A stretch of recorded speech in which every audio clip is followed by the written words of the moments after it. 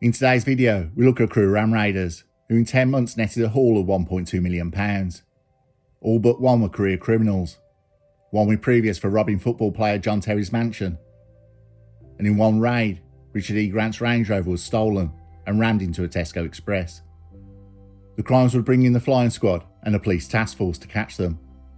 We look into the gang, the robberies, and the eventual conviction of the gang members.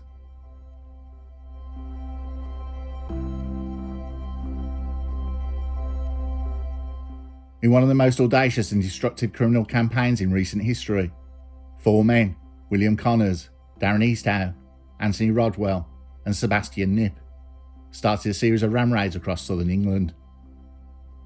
The gang targeted businesses, particularly jewellers and petrol stations, stealing £1.2 million worth of goods and causing £1.8 million in damages. Their criminal activities spanned over a 10-month period between November 2021 and August 2022, and the level of destruction and chaos they caused left a lasting impact on victims and local communities.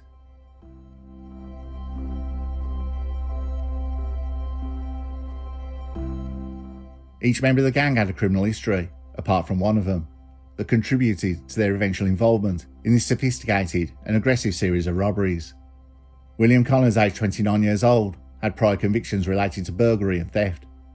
His criminal background dated back to earlier incidents in 2014, with a notable conviction for handling stolen goods in 2018. Darren Easthouse, 36 years old, was well known to law enforcement for his involvement in high-profile burglaries, including a 2017 raid on the home of former footballer John Terry.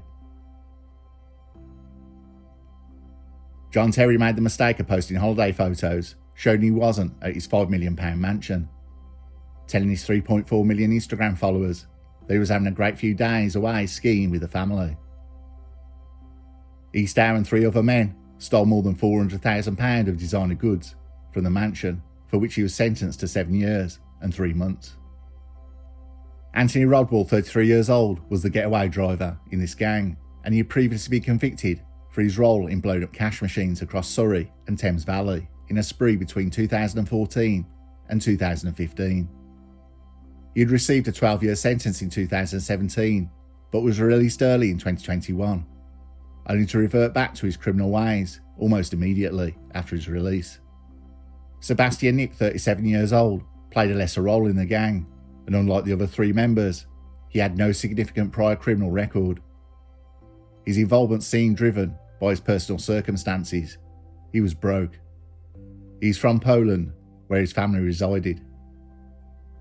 The gang's criminal enterprise was marked by meticulous planning and audacity. Between November 2021 and August 2022, they carried out a series of ram raids targeting high-value goods, primarily in London and surrounding home counties. Their tactics involved the use of stolen 4x4 vehicles, including Land Rovers and Range Rovers, which were outfitted with stolen number plates.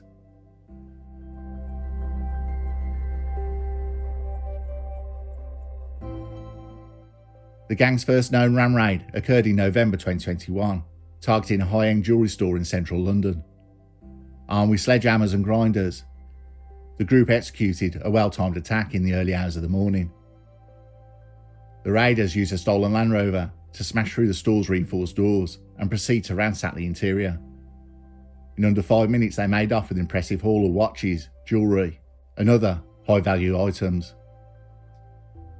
Police arrived on the scene shortly after the alarm was triggered, but the gang had already disappeared, leaving behind a heavily damaged storefront and burnt-out vehicle. The swift and destructive nature of their raid immediately caught the attention of investigators. It was clear that this was not a random act of violence, but a rather meticulously planned crime committed by individuals with experience in theft and evasion tactics.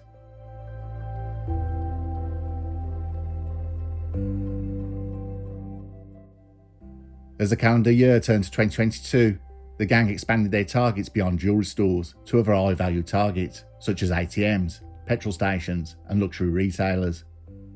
This shift in strategy was likely motivated by the increased security measures implemented by jewellers in response to their early attacks.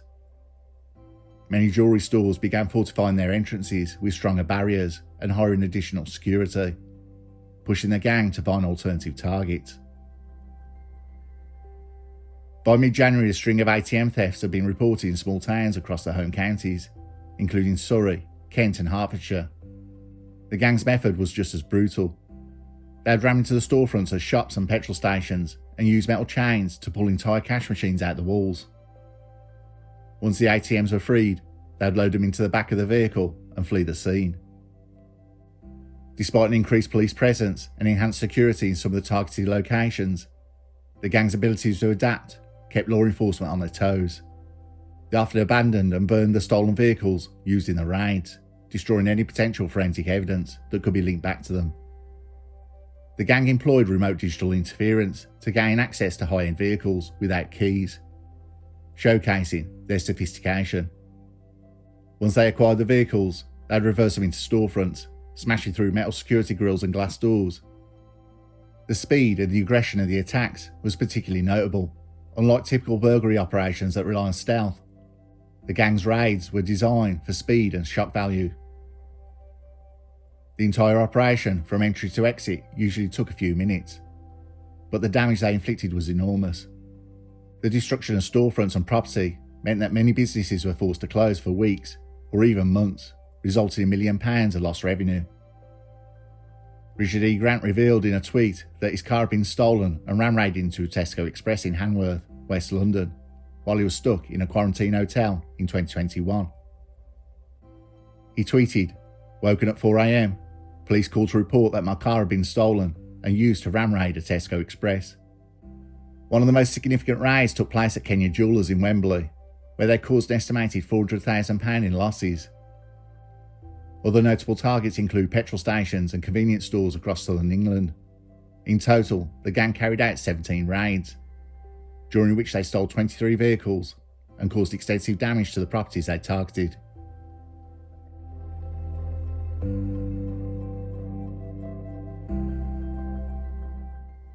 By spring 2022, the Metropolitan Police and other law enforcement agencies across the home counties were under significant pressure to bring the gang to justice, as the number of raids continued to climb.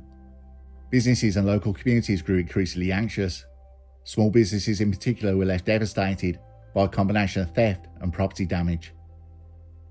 Some store owners opted to close their businesses temporarily, while others invested heavily in security upgrades, such as reinforced doors, shatterproof windows and alarm systems. It was during this period that police began coordinating a joint task force involving multiple agencies. A surveillance operation was initiated, with undercover officers and surveillance teams keeping a close watch on known criminal groups in London. Authorities also increased monitoring of the black market, hoping to track down where the stolen goods were being sold.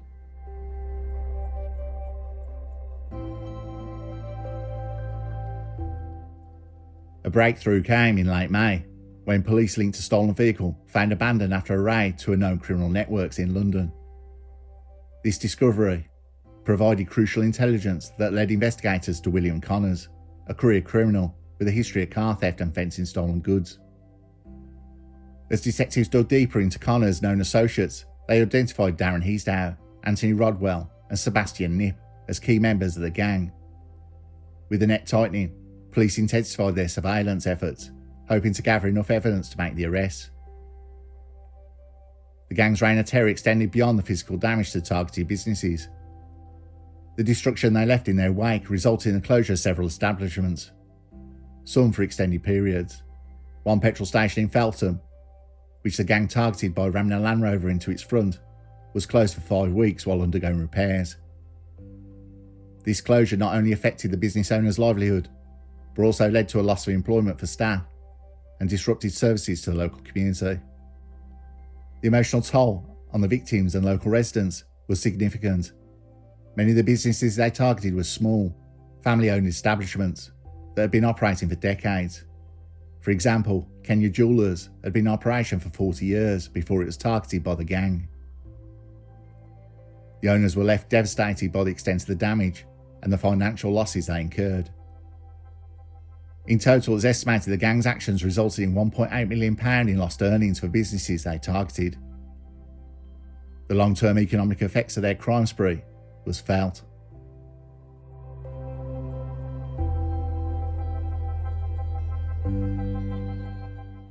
Despite their best efforts to evade capture, the gang eventually came under the radar of the Sweeney. Yes, that Sweeney. Not that one. Yep, that one. After the Cockney rhyming slang term, Sweeney Todd. Police's flying squad, a specialised unit dedicated to tackling armed robberies and high-value thefts. The Sweeney had come upon information of a fence waiting for high-end watches and jewellery. This information was passed on to police's special unit operations. A 6-month surveillance operation began in March 2022. After watching a number of fences, the 4 members of the gang would be revealed. Well-known faces. The only one that was not known was Nip. The 3 others all had form. Police meticulously tracked the gang's involvement, gathering enough evidence to link them to a string of burglaries and thefts. By July 2022, the task force had collected enough information to begin planning the gang's capture. Investigators had identified the group's key locations, including properties in London and storage facilities in nearby counties, where the gang stored stolen vehicles and loot. They also discovered that the gang was preparing for another major raid, potentially targeting a high-profile location in central London.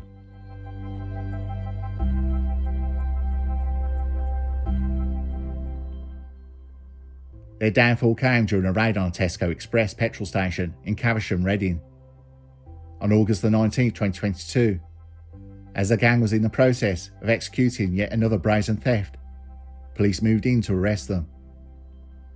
William Connors, who resisted arrest violently, had to be tasered before he was subdued. Darren Eastow managed to flee the scene, disappearing into a nearby primary school, but was later apprehended. Anthony Rodwell and Sebastian Nip were arrested shortly afterwards.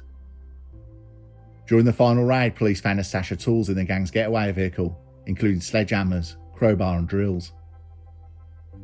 These tools had been used to break into businesses during the raids. The evidence gathered during the arrest, combined with months of surveillance footage and witness testimony, sealed the gang's fate.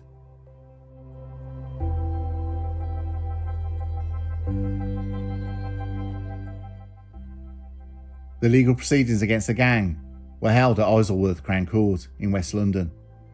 Prosecutor Tim Probert Wood presented a case detailing the long-lasting devastation the gang had caused to the victims of their crimes. He highlighted the level of planning and sophistication involved in the raids, describing the attacks as violent and very aggressive. Judge Simon Davies, who presided over the case, echoed the sentiments during the sentencing. He referred to the men as a professional team of burglars and ram raiders, whose actions were driven by a desire to make quick financial gains. The judge noted the significant disruption caused to the businesses they targeted, emphasising that many of the victims were left without livelihoods due to the damage inflicted on their properties. The gang was convicted of 53 offences in total, including burglary, vehicle theft and attempted theft. Eastow and Connors, who played leading roles in the operation, were sentenced to 6 years and 6 months in prison. Rodwell, the getaway driver, received 5 years and 10 months, while Nip, whose role was more limited, was sentenced to 3 years.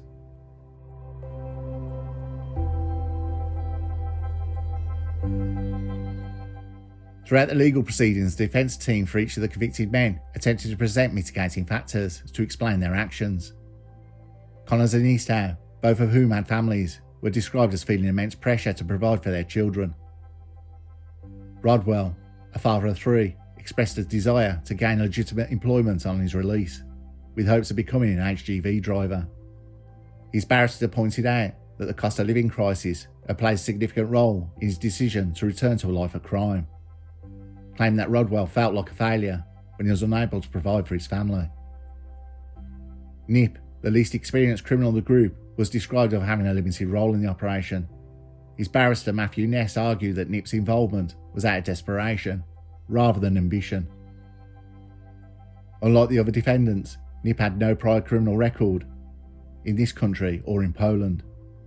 He had struggled to find work in the UK, leading to his decision to participate in the ram raids. Despite these personal circumstances, Judge Davis made it clear that their actions were not excusable. He stressed that the gang's destructive and harmful crimes had profound effects on innocent business owners and local communities. The sentences handed down were intended to reflect the severity of their actions and to serve as a deterrent to others considering similar criminal activities.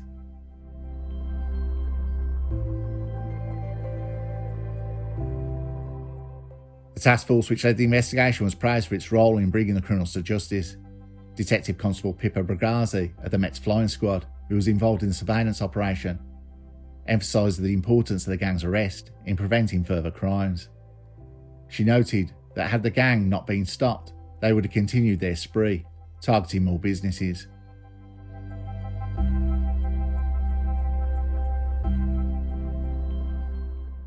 The capture of William Connors, Darren Heastow, Anthony Rodwell and Sebastian Knipp in August 2022 brought an end to one of the most notorious ram raid sprees in recent UK history.